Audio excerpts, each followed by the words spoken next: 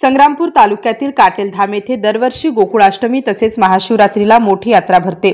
या दोन्ही उत्सवाच्या औचित्याने पंचक्रोशीतील तसेच इतर राज्यातील असंख्य भाविक भक्त आपल्या परिवारासह या ठिकाणी एकत्र येऊन दर्शनाचा लाभ घेत असतात। यावर्षी महाशिवरात्रीच्या पर्वावर काटेल येथील गुलाबबाबा संस्थानमध्ये यात्रा मोठ्या उत्साहात साजरी करण्यात आली। मंदिरासह परिसरात आकर्षक रोषणाईने सजवलेल्या या मनमोहक देखाव्याने भाविक आकर्षित झाले। महाशिवरात्रीच्या पर्वावर यावर्षी विदर्भासह खानदेश, मराठवाडा, मध्य प्रदेश, छत्तीसगड प्रांतातील भक्त मोठ्या संख्येने उपस्थित झाले होते। याशिवाय आपली जन्मभूमी आणि कर्मभूमी वेगळी असलेल्या गुलाबबाबाचे अमरावती जिल्ह्यातील टाकरखेडा येथे भव्य समाधी स्थळ आहे। दरम्यान काटेल मंदिर परिसरात गुलाबबाबांनी आपल्या परमभक्तांना शेष नागाचे दर्शन दिले असून येथील कचेरी नदीकाठावरील तयार केलेले अमृतकुंड हे ठिकाण भक्तांचे आरोग्य निरोगी राहण्याच्या उद्देशाने तयार करण्यात आल्याचे मानले जाते। यावर्षीच्या महाशिवरात्रीनिमित्त सर्व मंदिरांना रोषणाईने सजवण्यात आले होते। काटेलधाम हे लवकरच संतनगरी शेगावसह सातपुड्यातील पर्यटन केंद्र अंबा बारवा, वारी भैरवगड येथे येणाऱ्या पर्यटक व भक्तांचे सुसज्ज असे निवासस्थान तयार करणार असल्याचे प्रतिपादन याप्रसंगी काटेलधाम संस्थानचे अध्यक्ष प्राचार्य नरेंद्र पालांदूरकर यांनी MCNशी बोलताना केले। MCN न्यूज मराठीकरिता रवींद्र शिरस्कार, संग्रामपूर। मी प्राचार्य नरेंद्र पालांदूरकर, अध्यक्ष श्री संत गुलाबबाबा संस्थान काटेलधाम, तालुका संग्रामपूर, जिल्हा बुलढाणा।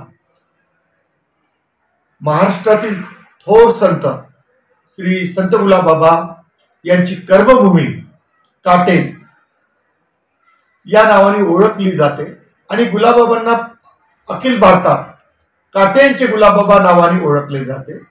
आणि या काटेलच्या भूमीला महाभारतकालीन ऐतिहासिक पार्श्वभूमी आहे। असं म्हटलं जाते, जेव्हा रुक्मिणीचं स्वयंवर झालं होतं तेव्हा श्रीकृष्ण व रुक्मिणी माता यांनी त्या काळामध्ये महाभारत काळात काटेलला वास्तव्य केलं होतं आणि गुलाबबाबा सुद्धा त्यांच्या गुरुच्या दीक्षेनंतर काटेलला आले आणि 9 मार्च 2001 ला गुलाबबाबांनी या जगाचा निरोप घेतला। परंतु बाबाजी गेल्यानंतर सुद्धा, शरीर रूपाने गेल्यानंतर सुद्धा त्यांचे प्रचंड भक्त लोक दरवर्षी काटेलच्या 3 यात्रा असतात, गुरुपौर्णिमा, महाशिवरात्री आणि गोकुळाष्टमी। या तिन्ही यात्रेला महाराष्ट्र, मध्य प्रदेश, गुजरात, छत्तीसगड आणि दुरून आंध्र प्रदेश असे दुरून दुरून भक्त येतात। तर या वर्षीची महाशिवरात्रीची यात्रा फार आगळीवेगळी ठरली। त्याचं कारण म्हणजे गुलाबबाबांची जी मूर्ती आहे त्याला शंकर रूपामध्ये सजावट केली आणि मूर्तीच्या समोर पिंड होती आणि त्याच्या पाठीमागे नंदी ठेवला होता। तर भाविकांना साक्षात परमेश्वर शिवशंकराच्या स्वरूपात गुलाबबाबा सगळ्यांचा दर्शन देत होते व आशीर्वाद देत होते। आणि ही यात्रा 24 मार्च ते 28 मार्च पर्यंत चालणार आहे आणि जवळपास 50 ते 75 हजार भाविक, पंचक्रोशीतील भाविक आणि दुरून दुरून आलेले भाविक इथं मुक्कामाला असतात। काही लोक येऊन जाऊन असतात आणि जवळपास 75,000 लोकांकरता अखंड भंडारा महाप्रसादाचं कामाचं नियोजन होते। तेवढेच भाविक इथं निवासाची व्यवस्था केली आणि काटेलचं सर्वात पवित्र स्थान आहे चमत्कारिक अमृतकुंड।